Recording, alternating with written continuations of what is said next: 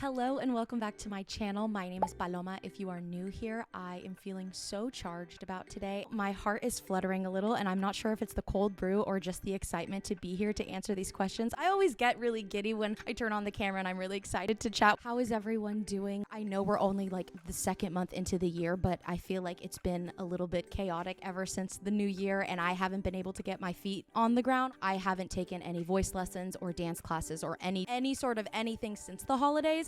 And I can just feel myself now being like, okay, it is time to get back into the rhythm. I received some really great questions for today's Q&A, and I also had a great conversation with an aspiring actress who also had great questions that I will be mentioning as well today. Before I answer the very first question, I just want to do a quick reminder that this is just my experience and my opinions. There are many different ways to be in this industry. Just take what resonates and leave the rest, and let's get started. Diving into our very first question, did you have a backup plan in case acting didn't work out? Before I got to college, what I had known and experienced was the acting career space was unpredictable, and so I went to college to get a marketing degree. I wanted to make sure that I had a solid skill set that I could use and leverage while I'm still trying to pursue acting. I think the key isn't necessarily having a backup plan, but having a support plan, something that keeps you financially secure without having to give up something that you love. When it was time to graduate and find my job in my field, I was looking, and a lot of the opportunities that seemed to be a great fit for me were a lot of 9-to-5 desk jobs and being in person, which isn't really helpful or flexible with the audition schedule. And I do want to note that this was before COVID, so working from home was not even really an option. People weren't like thinking, oh, let me try to find a job to work from home. At least I was not on my mind. I realized that I could not move to LA and find a job with my marketing degree because all of those jobs needed me in person, and I was starting to receive auditions from my agent that were at 10 a.m., 1 p.m., 3 p.m., and there was no way for me to leave that place. Like, I couldn't just ask my boss to leave the office randomly. You couldn't just ask someone to cover your shift, which is why a lot of people in this industry go into industries where it gives you that flexibility in your hours and your times and you can get your shift covered. And I had that realization of, oh my gosh, I need to find a job where I'm able to leave to go to auditions. If not, this is getting in the way of me auditioning, which if I'm going to move to LA to pursue this industry, I need to make myself available with a job that if they tell me I have an audition tomorrow, I will be there. Because it's not like auditions come all the time. They are very few in between, and making it to each audition and each opportunity is crucial. And I think there's nothing more like soul crushing than knowing you have an audition and you can't make it because of whatever reason, and you just feel like you missed out on an opportunity. And I knew that that was going to eat at me. So my journey led me to the hospitality industry, and I worked as a front desk agent helping check in people to a hotel that was down the street from my home. I ended up working with other actors at the front desk and there at the hotel, and we were very diligent about trying to support each other and like, oh, you have an audition? Bet. I did not want to come into work tomorrow, but I will be there. And I was working in hospitality and auditioning and training and doing all that until 2020 happened and the pandemic hit, and the structure of working and the space really changed, and I was able to work from home and work remote, and I became an independent contractor, and I started doing freelance work for marketing, social media, which is currently what I do now. I have my handful of clients of individual brands and people that I work with to help them with marketing and social media, and it has given me the flexibility and financial stability to still pursue what I love. And thank God for remote work and for having the blessing and ability to work from home.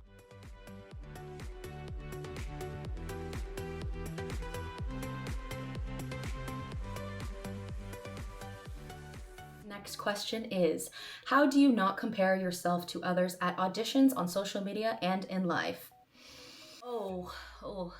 That is a tough one because we do it all the time. Audition, social media, even walking into a room of so many talented and beautiful souls. Honestly, the mindset shift that has helped me is to remind yourself you are not in competition with others. Just keep your eyes on the road, because if you're busy looking at what other people are doing, you're gonna crash. You're too busy looking around. Keep your hands on the wheel.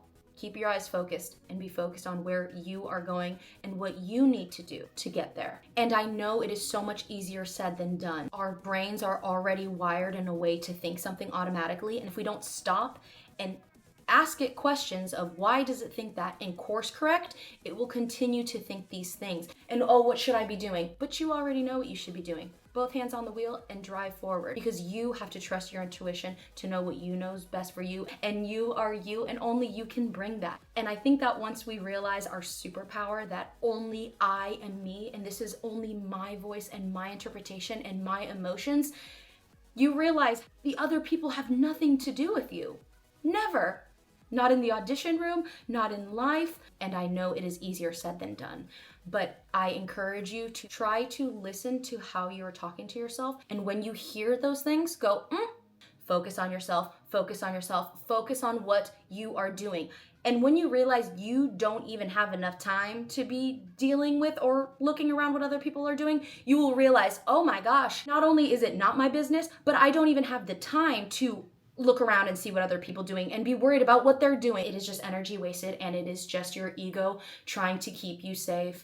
And I understand. Thank you so much. And when it comes to social media, you have to remind yourself, people are posting their highlights. They are posting their best moments.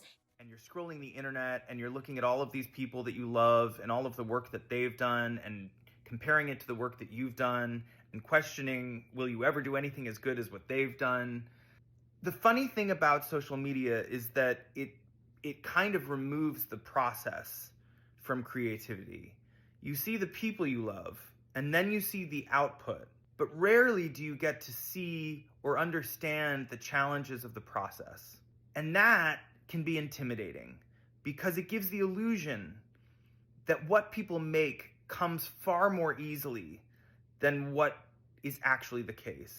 And let's celebrate them, because their win is a reminder that that is possible for you. Everyone has doubts, everyone has rejection. Just stay focused on your journey and what you are going to do for you to get there. Testing. My camera died. I apologize for in the past for the technical difficulties. I do appreciate those of you that did comment and let me know what I could do to help this. I'm hoping this helps. The next question is, how do you deal with being asked to do an accent you're not sure you can do? I love accents. Yo tengo. That was so ugly. I feel like that was offensive. Accents. So fun, but so intimidating. The first thing I want to say about accents is never fake the confidence if you don't feel comfortable doing that accent. You need to feel absolutely confident in that. If not, it will read and you are going to have to commit, even if it ends up fading in and out later. So number one, if you feel like you can confidently do it, then you should try. If you are having hesitation, call it. Don't do it. Accent, because they're going to clearly be like, you cannot do a Puerto Rican accent. I just can't. I simply can't. If the accent is crucial to the role, you need to be open with the casting and your agent and let them know that you don't feel comfortable doing it. I feel that that's where you start getting into dicey territory, and all of a sudden you start feeling like you're being offensive. And with that being said, if you have time to prep, what I love to do is I will go onto YouTube and I will look up native speakers and listen to how they're saying it, how they're pronouncing things. Then I will try to find one or two key phrases and try to say it and emulate how they're saying it to see if it's like that. And if you have even more time to prepare for this, I would recommend getting a dialect coach. I have worked with one before, and that's what they specialize in, and that's what they know how to do, and they can help you get there. If you have time, get a dialect coach, and bottom line, never fake the confidence if you're not feeling comfortable. Next one is, how did you know you were good enough to pursue acting professionally? I don't think that there was an actual moment that I sat there and realized, ooh, I think I'm ready now. It came more from a place of, I know I love this and I want to keep going and I want to experience more and be more involved. So how can I do that? I just looked past the fact that it was quote unquote professional and the label on it, and it was just more like, oh, I want to do more of this. How can I do this? So if you're waiting for a magic moment of like feeling you're ready and it's gonna like hit you like, okay, now I can do it, I'm not sure if that will ever come unless you are already taking the one step in front of the other and focusing on improving, auditioning, and putting yourself out there, and just the stakes, I guess, of the project just getting larger.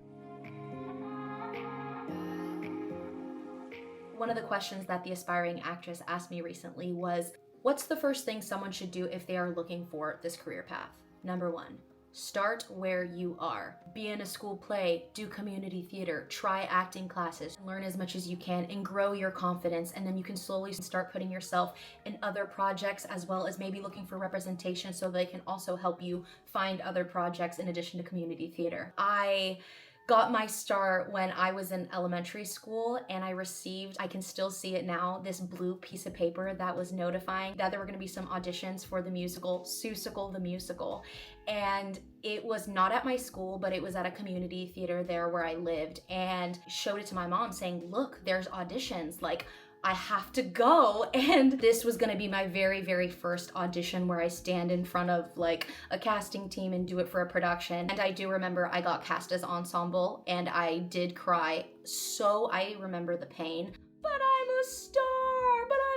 I remember crying to my mom. After doing Seussical the Musical there in my hometown, I caught the theater bug and I was telling my mom, like, I wanna do this, I wanna do more, put me into acting classes. At the time, there was not much going on where I had lived, so my mom started driving me, God bless her heart, to LA on the weekends for classes. Every single weekend, I remember being like, nope, I can't do that because I have acting class and I have to go all the way up to LA. And that's actually where I got in contact with my very first agent. I was doing acting classes and workshops, and they came to like a cabaret thing where I performed some scenes. They had some agents in the audience and they reached out to me after. That's where it just like started.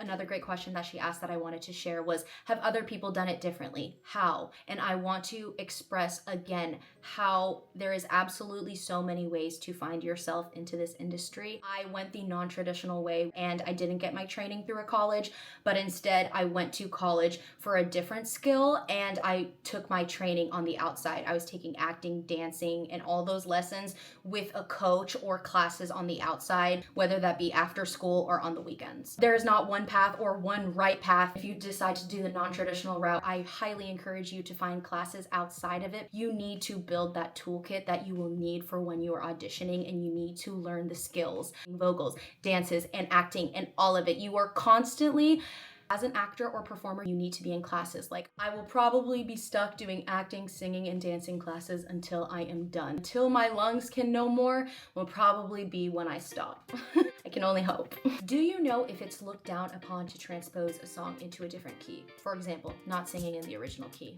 That is a fantastic question and one I have asked myself, but from my experience and from my knowledge, I have learned the audience will not know if it is in a lower key. What they will know is if you are straining and it is out of range. And a lot of the time, if you book the project and you need something lowered or higher or something changed, usually you can work with the casting director and they can adjust the key. And then the audience usually never even realizes it. Like, you can't even imagine how many Broadway shows lower certain keys for the matinees. A lot of people can't even notice, but you will notice if they're straining.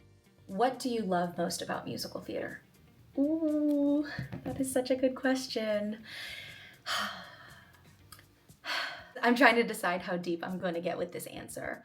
On the surface, love most about musical theater is the storytelling and having the ability to become a character and feel their emotions and tell their story, but also doing that alongside people who are creatives that get it and are trying to put on this art, and you understand that it's bigger than you. There's something in that, but as well as I'm constantly chasing this feeling that I have, that I experience and I feel. And the one that I always think about and have mentioned before, one time I had the opportunity to be in the musical Grease and I was playing Rizzo. I was singing her song, There Are Worse Things I Could Do. And I remember a moment where I was just so deep in the emotion and the character that I didn't even care what I sounded like. Like, I'm so present and so here that I'm not even thinking about that.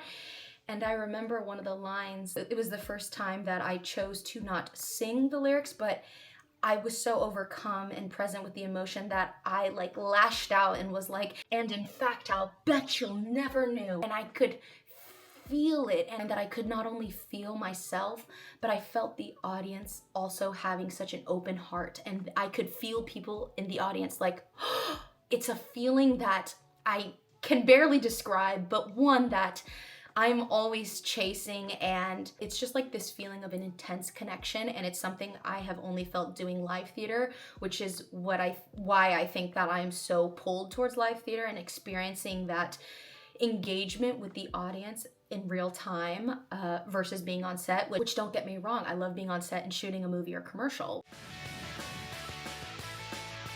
I'm just now realizing that I don't think I have shared much of my past when it comes to commercial and theatrical world. Is that something you guys would want to see? Should I dust off the archives? Should I look into the vault and whip out some of the commercials? It's too much of a grind to not love it, and too much uncertainty. And unless if you are a... What's that word called? Ben Platt is one of them. When you are a child from somebody who already has money, and so you are not an industry baby. Oh my god. What is it called when your parents are already rich, so you are born into the industry? I don't have an answer for that. It's called like a baby something. Baby billionaire? No, I'm gonna have to call Ryan. I just wanted to quickly ask you a question. What is the name of what Ben Platt is? His dad obviously comes from money. He's a Nepo baby. Thank you, a Nepo baby. Thank you. You look incredible. Thank you so much! Unless you are a Nepo baby or you come from money and you don't have to have a survival job and you can just pursue acting, that's fantastic. I'm not doing this for money. Like, I know I need money, and that's such an unfortunate reality, but I'm not doing it for money. I'm doing it for the feeling that money can't buy. Oh, money can't even buy the feeling that I get when I'm performing. Actors and people in this industry are not paid well, and we're not doing it for money. We're doing it for the feeling that you can't even pay for.